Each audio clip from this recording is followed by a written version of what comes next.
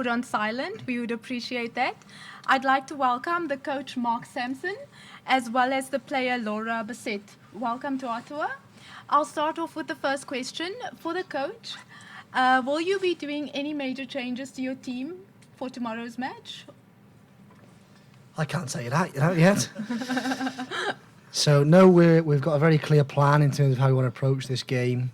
Players have been working very hard to make sure they're clear in terms of how we want to approach it, to give ourselves the best possible chance of winning against an excellent Norwegian team. And we'll continue our preparations on the stadium later, which we look forward to, but we're confident we'll be ready for what's going to be a big challenge for us.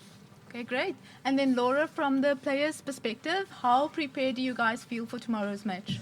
Yeah, we feel really prepared. Obviously, we've got our stadium training now after this conference, but we feel really prepared. We've done the same process that we have done for every other game. We've, covered every corner, and we're feeling good and ready to go. Great. We'll open the questions to the media. Can you kindly raise your hand and wait for the microphone? First question.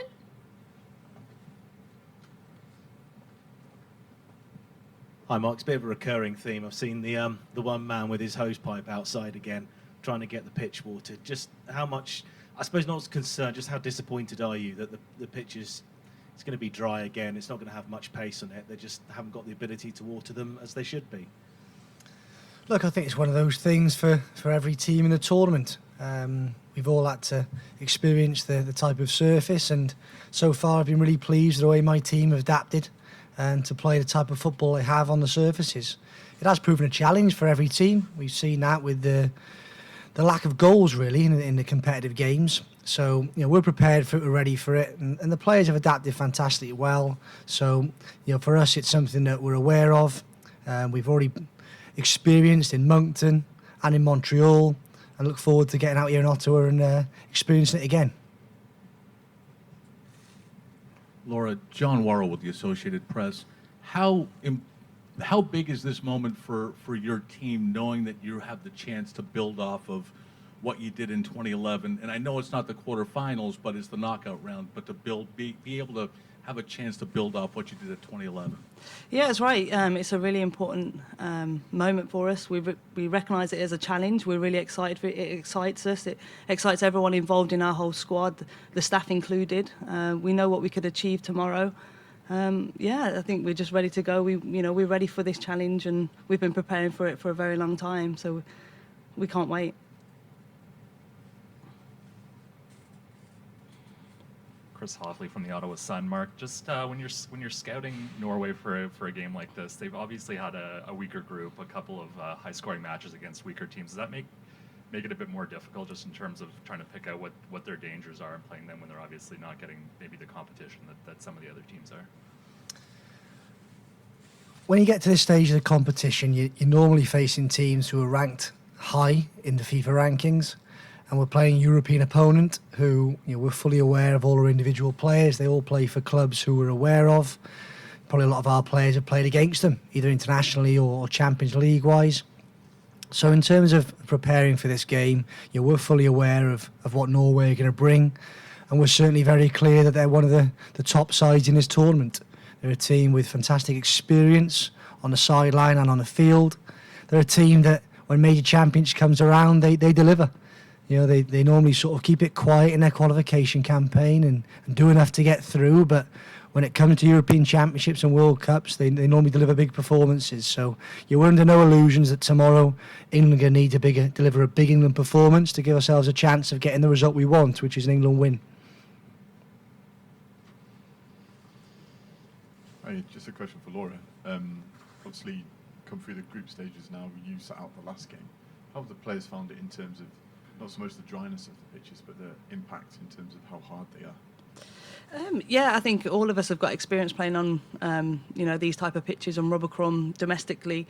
And I think we've just adapted really well, to be honest. It is what it is. We have to adapt appropriately.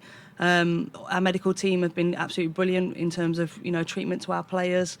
We know as players we have to take ownership and responsibility to make sure that our recovery process, is even more diligent. So I think, and having the extra day as well between the last group game and tomorrow's game has been even more important. So I think as players we've stepped up and took a lot of responsibility on ourselves, and we know what our body needs and mentally what we need.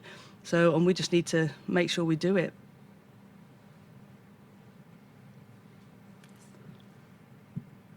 Mark, and knowing the rankings, Norway technically is the underdog here. Is it unusual, no offense to the women's program in England, but given where this program was 10 years ago, to be considered not the underdog going into this game, just the mentality of your approach now?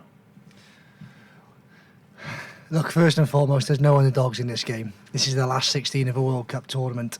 These two good teams going at it, desperate to get through to the next round. So we have huge respect for our opponents. We're aware of what we can bring to the game. We're focused on being at our maximum level to give ourselves the chance of that victory. And I think to answer the question in relation to where our programme is at this current time, a lot of people have to take a lot of credit for it, as well as our players. The country has embraced the women's game, particularly over the last 5 to 10 years. A lot of the programmes within youth development and senior setups, domestic competition, have allowed the players to move much closer towards a professional environment and professional situation. So in terms of that, of course, we're pleased with the hard work that's gone on and the recognition this team has earned. Because let's not forget that 18 months ago, this team was ranked outside the top 10. Results and hard work from the players have put themselves in a position where they're the 6th best team in the world. So we're in a great place now to really come into this tournament and approach this game tomorrow with a confident mindset.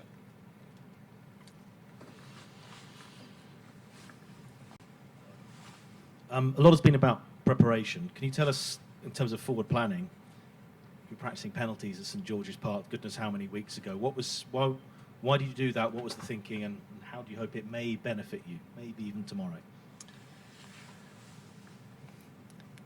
For our team, we set out a long time ago with the objective of being the most prepared team in this tournament. And we've tried to give the players the best possible chance that in any given scenario on the field, off the field, we're aware of what the response would be to that situation. And certainly penalties, you look at the facts of the course of tournaments, the likelihood is if you're going to win a tournament, you may well have to take part in a penalty shootout, and you're going to have to win it. You're going to have players who can put the ball in the back of the net, and a goalkeeper make a couple of saves. So we prepare as diligently as possible in relation to penalty shootouts, extra time, 90-minute performances. But that's been the same for every single area on off the field. And we've done our best to give the players the best possible chance. And they've been great so far with embracing all those concepts and their level of performance. Because there's a lot of teams here who've given their players the best possible opportunity, but it does come down to sometimes the players taking that ownership and responsibility to deliver. And so far, I've been very proud in which the players have accepted that ownership and responsibility to not only deliver performances on the field, but stay together as a group and give themselves the best possible chance off the field to perform on it.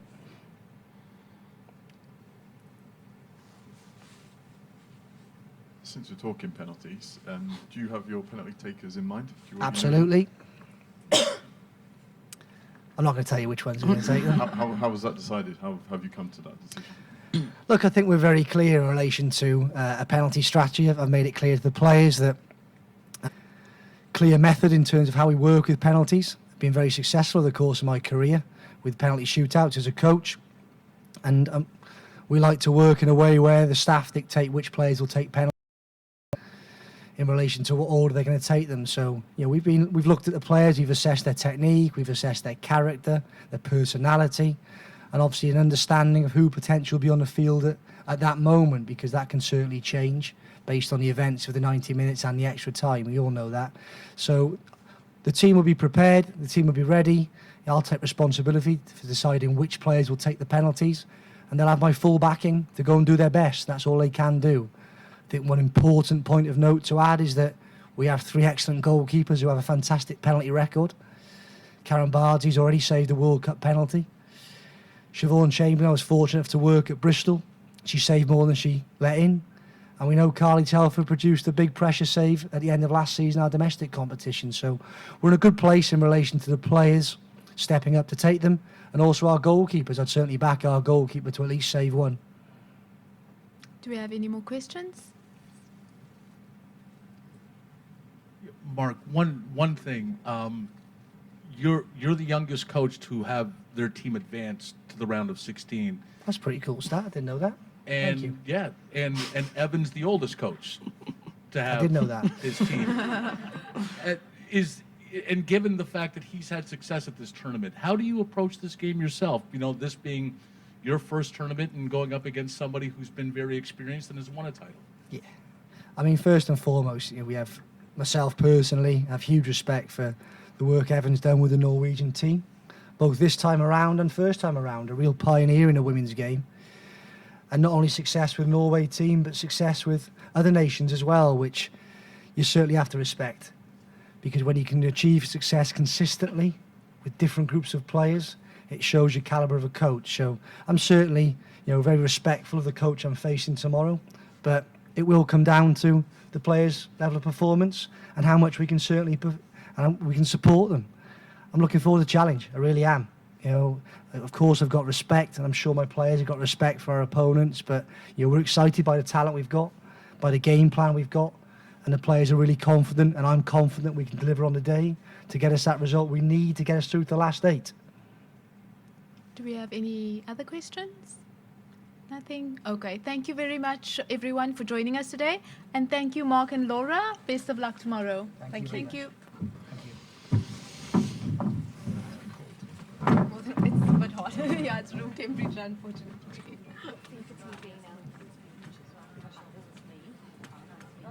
Sorry.